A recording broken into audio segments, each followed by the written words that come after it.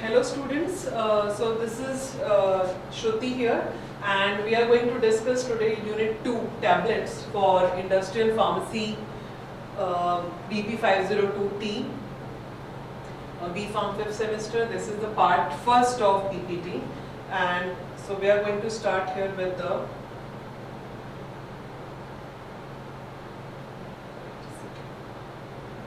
okay. So here is, you can see the picture of tablets, and tablets come in different sizes and shapes, and they may be coated. As you can see, this pink tablet is coated here, and they can be chewable as well. Usually what we do, we swallow the tablets, but some tablets may be chewable in nature. Now you have seen different types of tablet in the market, and you must have used it, or your family members must have used it, but you should know that why the particular size is like that, why the color is like that, and what tablet should be prepared for, should be formulated for a given kind of drug.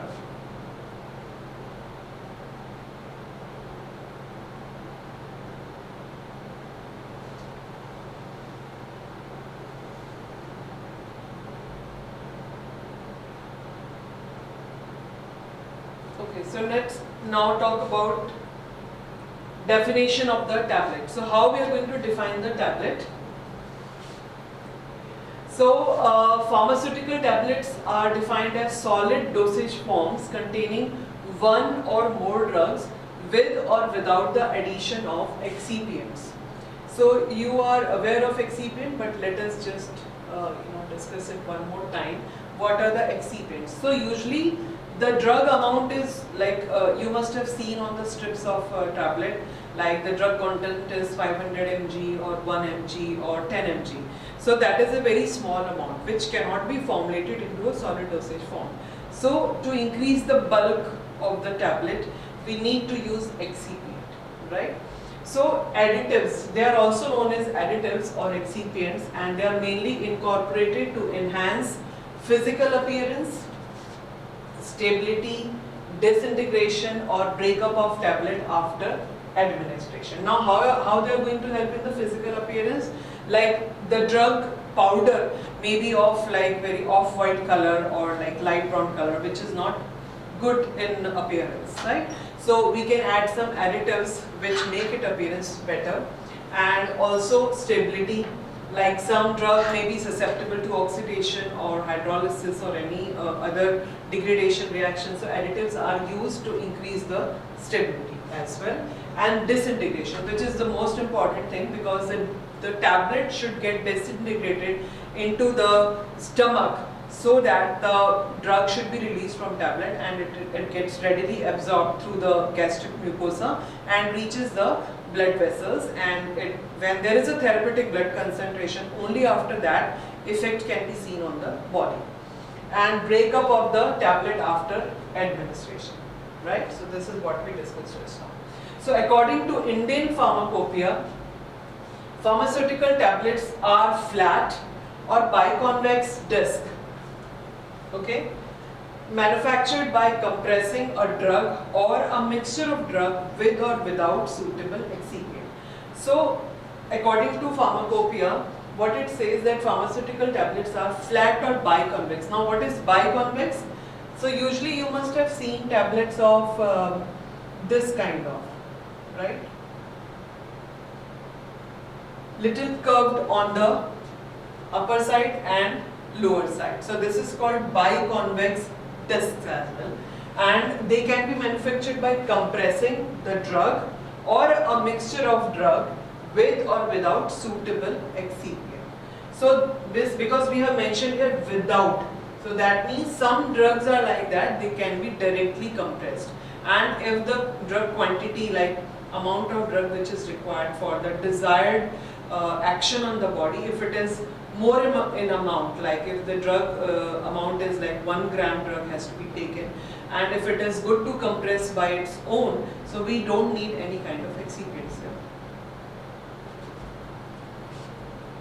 So when we talk about the ideal characteristics of the tablet, so definitely when Pharmacopoeia has given the definition, so there are some ideal characteristics of tablet. The first one is The objective of the design and manufacture of the compressed tablets is to deliver orally the correct amount of drug in the proper form at or over the proper time and in the desired location, and to have its chemical integrity protected.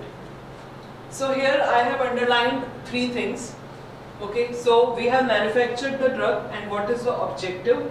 Like it should deliver proper amount of drug at the given location. So location means if we want the drug to get released in gastric mucosa or in the intestine, so that is the desired location. And if we are talking about buccal tablets or sublingual tablets, then the desired location is buccal mucosa or sublingual mucosa. And chemical integrity, like if we have prepared enteric coated drug, enteric coated tablet, so in that case what happens, the drug will get released only when it reaches the intestine. So that is, we are maintaining the chemical integrity throughout its movement in the gastric mucosa. And what is mentioned here, at or over the proper time, like you must have heard about the sustained release and prolonged release of the drug formulations, right? So what we do here, we prepare a sustained release formulation. What happens there? The drug keeps on releasing like throughout the duration of 12 hours or maybe more than that, depending upon the formulation. So it is like the drug is getting released slowly and slowly in our body, and it maintains the therapeutic blood concentration for the desired action to be continued for the next 12 hours. And the tablet should be an elegant product, free from defects. Elegant product means it should be good looking, it should be appealing, that the patient wants to eat it. If it is like very dull color tablet, or maybe very lightish, greenish, yellowish kind of tablet, so patient may feel that the tablet may be it's looking like it's degraded, or it's like not suitable to swallow. It looks like that. So that tablet should be elegant in appearance. And when we call about free from defects, that means there should be no chipping or no cracking or no cracks in the tablet. Otherwise, the patient will not have urge to swallow the tablet or use the tablet.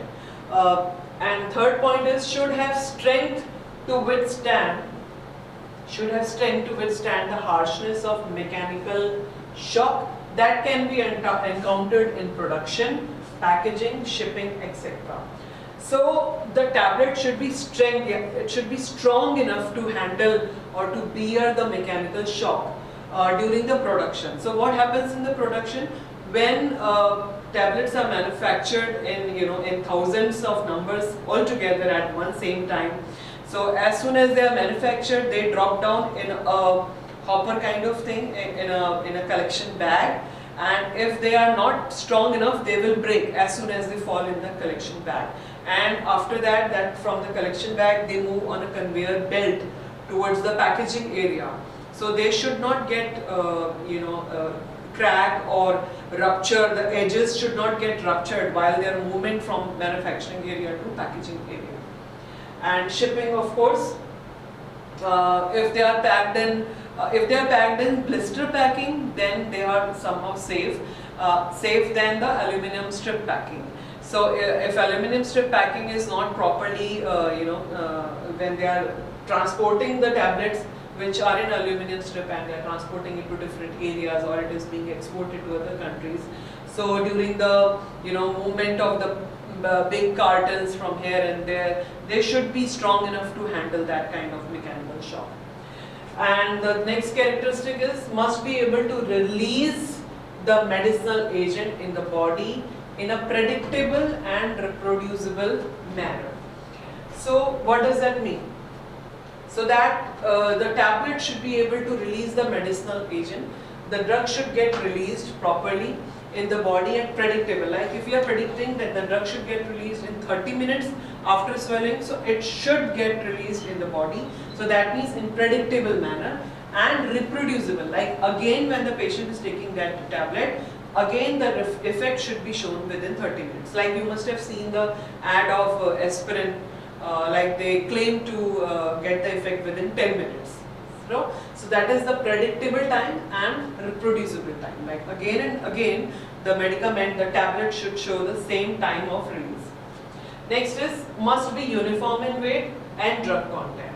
Uniform in weight, like total weight of the tablet, for example, if it is 500 mg or 1 gram, if the tablet weight is 1 gram, so it should be 1 gram. All the tablets should be of 1 gram.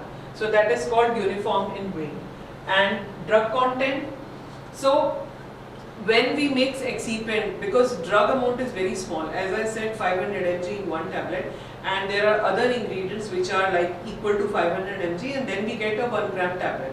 So when we mix all the, mix the drug and all the excipients in a mixture, and then it goes from a hopper to the tableting machine. So it should not happen that the initial tablet should have only drug, and the later tablets should have only excipients and excipients. So it should not happen. So there should be a equal drug content in each of the tablet. Next is size and shape of the tablet influence the passing of product through GIT. Now what is the size and shape of tablet? It, of course, it influences the like how the tablet, how the product is moving through the GIT. Tablet should be physically and chemically stable so that no alteration of the active ingredient with time. Yes, of course, the stability of tablet is very much important, be it physical stability or chemical stability, so that there is no change in the therapeutic effect of the drug when it reaches the patient and when the patient swallows it. Now we come to the classification of drug tablets. So there are 4 major types. So as you can see, first one is orally ingested tablet, which is majorly used. Second is tablet for oral cavities, and third is tablets for tablets to prepare solution, and fourth is tablets given through other routes.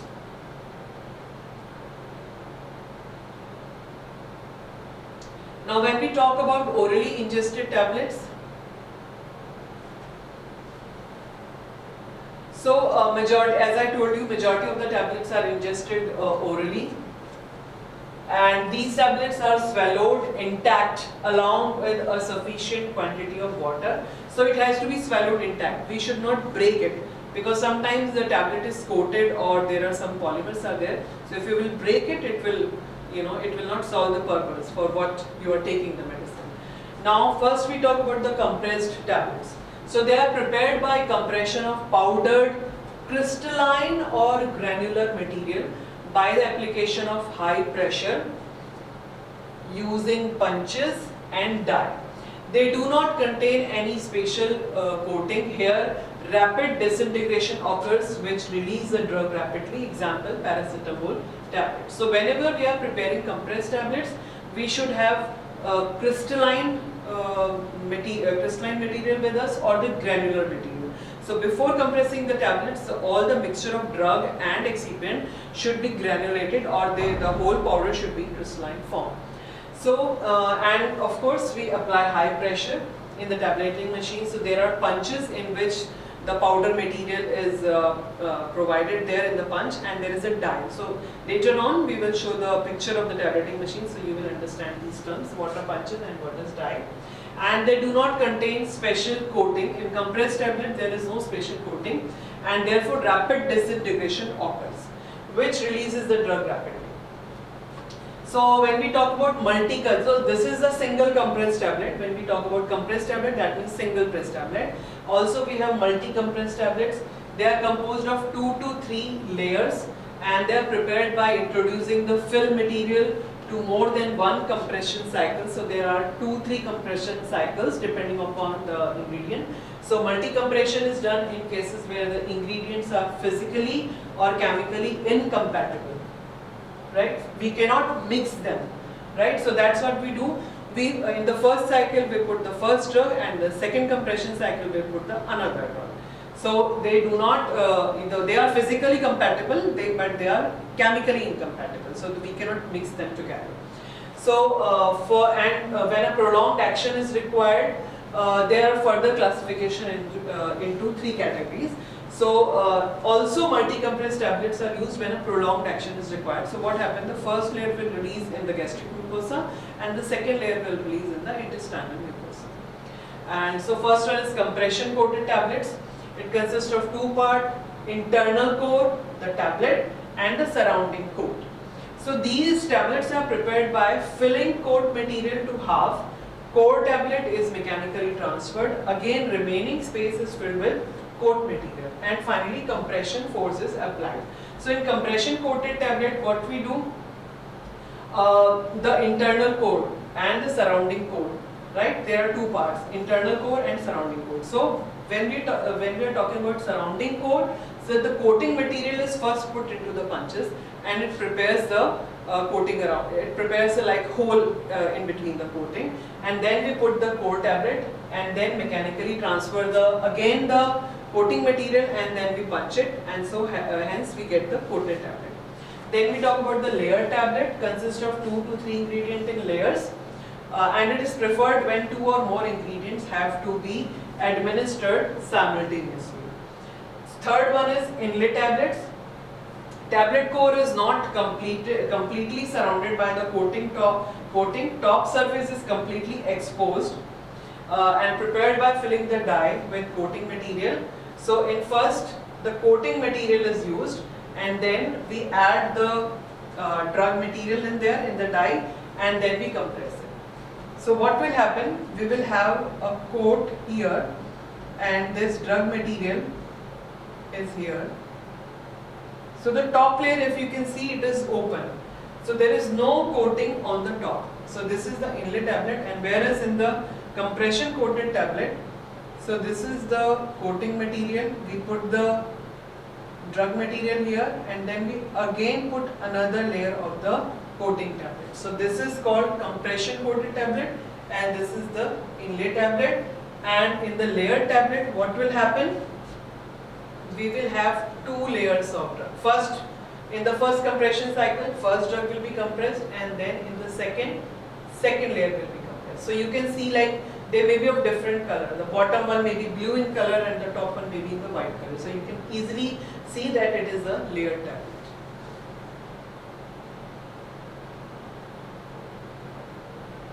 Now again we talk about the sustained release tablet, continuing with that previously. Categories of orally ingested tablet. Sustained release tablet.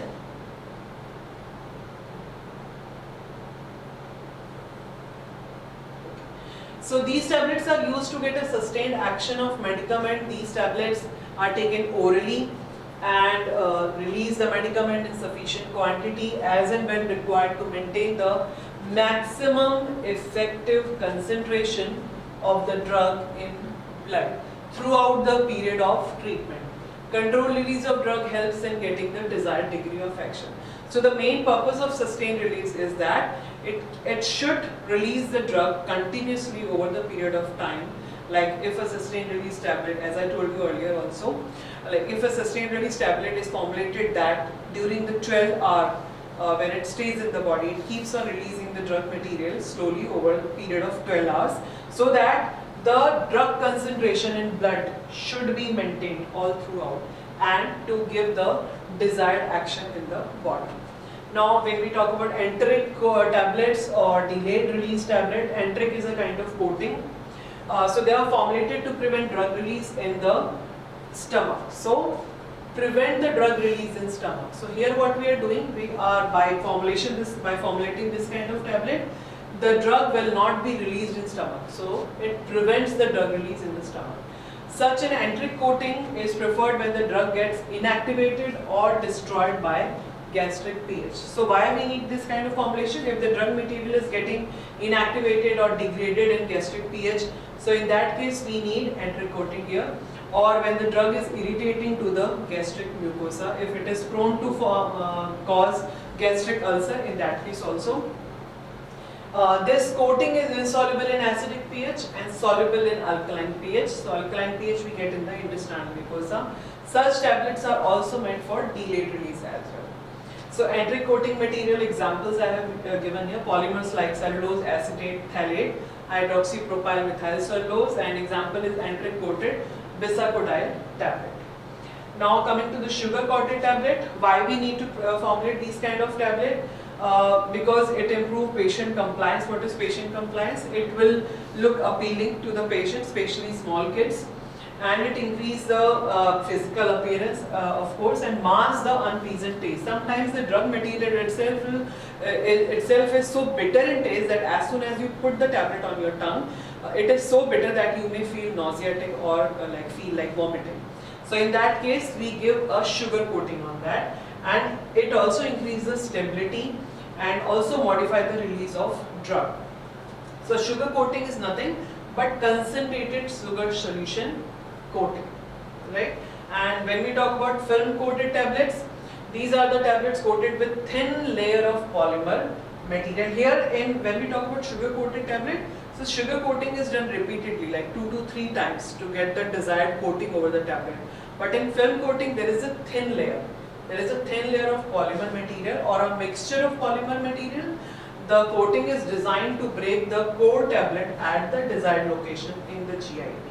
So due to this polymer material, the tablet will break down at the given pH, like if an acidic pH or maybe alkaline pH or maybe at neutral pH kind of, wherever it is available in the GIT. Film coating is also protects the tablet from atmospheric effects. So these are much more chemically stable than other non-film coated tablets.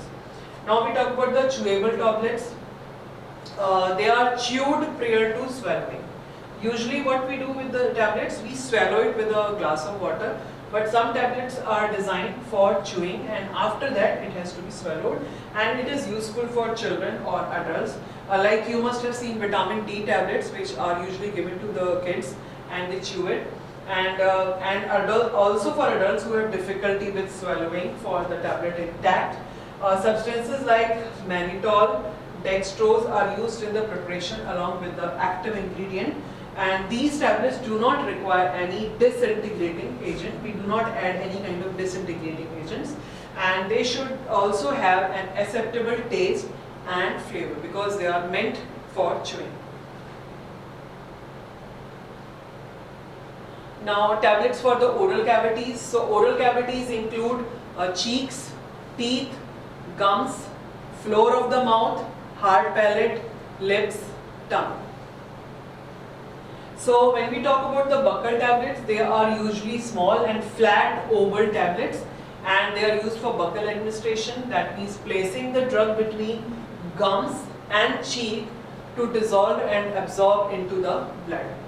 Second is sublingual tablets, small and flat oval tablets, and they are placed under the tongue to dissolve and absorb into the blood. And lozenges and troches are also there. Vicks lozenges you must have taken. So these are disc shaped with medicinal agent incorporated with flavored hard candy. It's and with the sugar base, and intended to be dissolved slowly in the oral cavity. Dental cones are there. They are compressed tablets which are placed in the empty sockets after tooth extraction to prevent any infection. So they are called dental cones. Tablets to prepare solution. So here we talk about like which tablets are used to prepare solutions. So they are not ingested orally. So first one is effervescent tablets. So these are basically uncoated tablets that contain an organic acid, example tartaric acid, and sodium bicarbonate. When dropped in water, tablet reacts with water, releasing carbon dioxide, producing effervescent, leading to the disintegration. So you must have taken the Disprin tablets. So what we do, as soon as we put the Disprin in a glass of water, what happens? It forms effervescence. So there is basically some organic acids are there and sodium bicarbonate is there, and with the help effervescence is produced and the tablet disintegrates, and what we have to do, we have to drink it immediately at that time only. So dispensing tablets are there.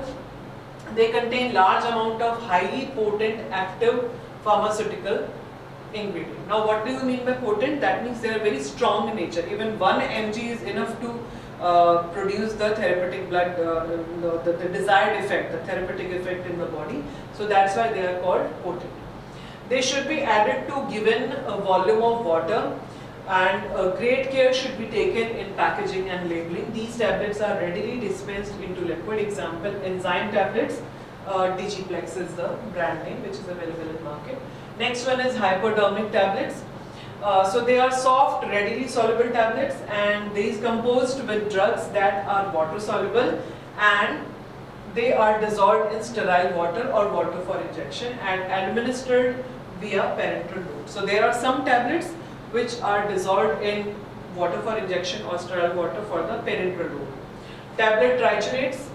These are small cylindrical molded or compressed tablets. They usually contain a potent drug mixed with excipients like lactose, sucrose or any other suitable diluent prepared in special molds. So this is about the part 1. Thank you.